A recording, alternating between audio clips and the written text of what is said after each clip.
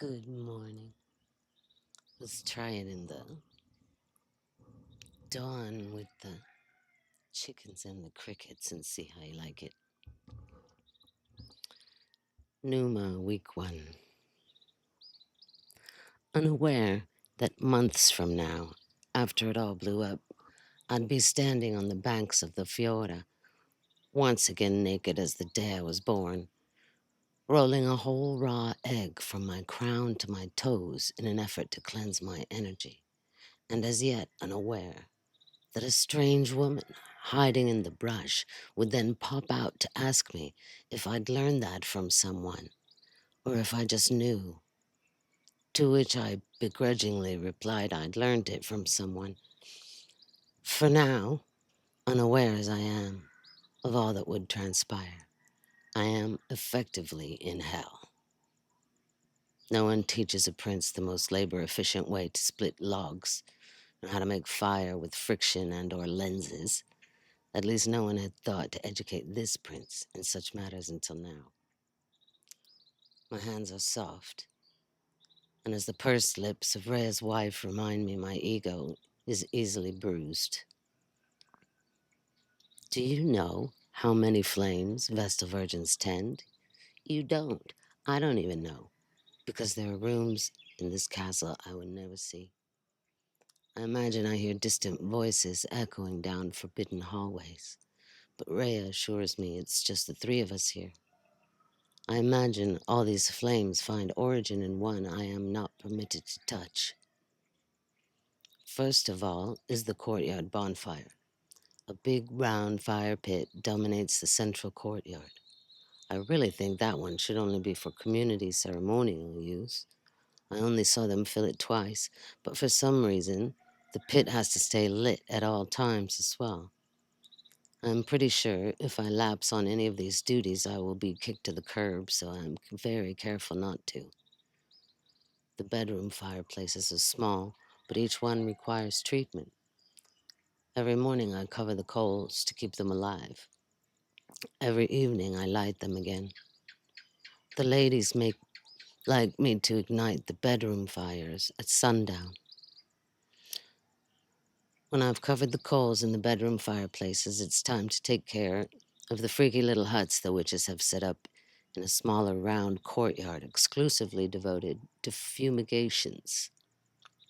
Instead of, or in addition to, bathing at the well, as they've instructed me to do, the ladies bathe in smoke each morning before tea and spelt crumpets. I'm to fill 2 portable braziers with coals from the central fire pit and place one inside each tent. The tents are cone-shaped, made from a handful of willow saplings tied together at the top and fanning out in a circle on the ground. It must be deerskin or goatskin they are covered with because it is very soft while hardy.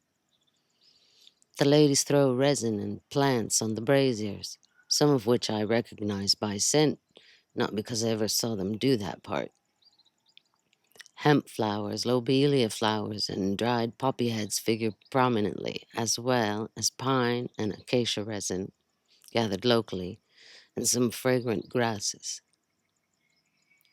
I hear them cough as they sweat it out. I listen for their ululations as they anoint each other with sweet almond oil.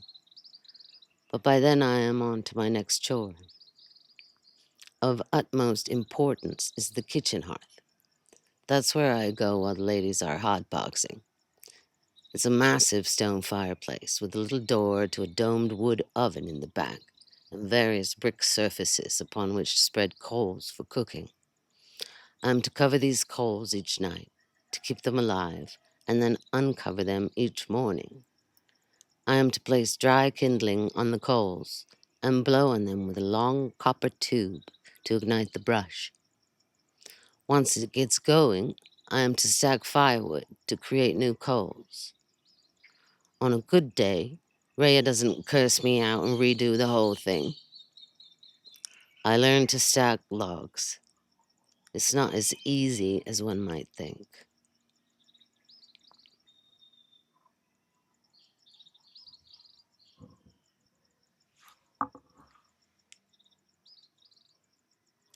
Rhea Silvia, week 1. I promised Valia I would deal with my own shit as it came up, but I know I'm weighing on her etheric body. It's probably high time I do some dredging in the annals of my psyche. Every morning I stay in the fumigation tent a little longer than she to acknowledge and devote my attention to the extra baggage. We didn't grow up together. Valia is a few years younger than I am, but we're both from Albalonga. Valia comes from a Etruscan family, whereas I am descended from the union of Greek explorer Aeneas with Latin princess Lavinia. In various capacities, I've always been in a position of creating a bridge. I've been hung from that bridge, and on occasion I have jumped off it of my own free will, but I always find myself in the same position no matter the context I land in. Even my name is a bridge between civilization and wilderness. Rhea is a Greek earth mother goddess, while Silvia is a wild nymph of the forest. It is my job to usher Numa from his current position of mama's boy extraordinaire to where he can experience true union in the wilderness. We are not here to fill his head with notions. Indeed, we shall empty his mind so that he may hear the breath of the goddess for himself. His initiation is not an end. This is only the beginning, but he doesn't know that yet. The child has just enough sense to come knocking at my gate and not an ounce more. Even though Numa is not in my blood lineage, I am legitimate maternal elder to him. I don't know my sons, and I may never know my granddaughter. If the stories I've heard about them are accurate, they seem to express their father's genes more than mine. For that reason and more, I've been afraid to initiate contact. I have no desire to see his face in theirs. Numa is different.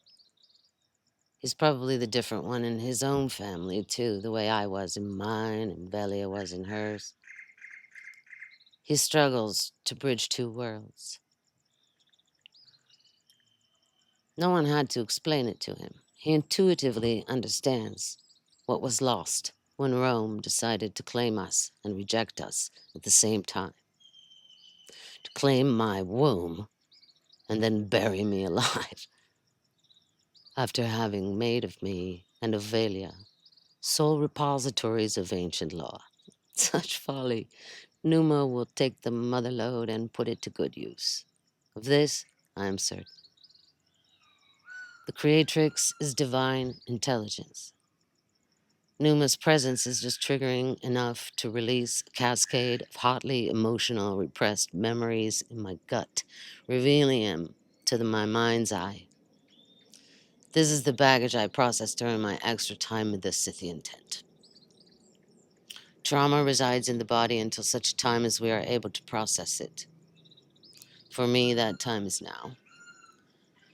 As it comes up for clearing, I can sense that most of the ailments I've had over the years were generated by this old contraction. It was a long time ago. But when the memories surface, they feel fresh. I feel lame. I'm sick and tired of my own bullshit. I would burn through it overnight, but it's exactly this rush to completion that has swept it all under the rug for so long. So I take my time to sit and feel the trauma. It all happened so fast, I barely had time to react. And then we went into survival mode without a moment's rest. All that grief really got stuck in my craw. I breathe in and out. Again. Deeper. Release the tension. Find it. Breathe into it. Expand. If I can't get free here, I can't get free anywhere. And if I can get free here, though, I swear there's no limit.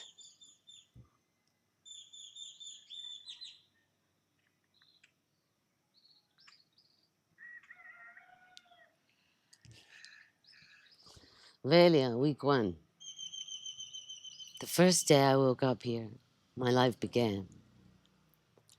Everything up until that point was programmed by my family. Everything save falling in love with Rhea.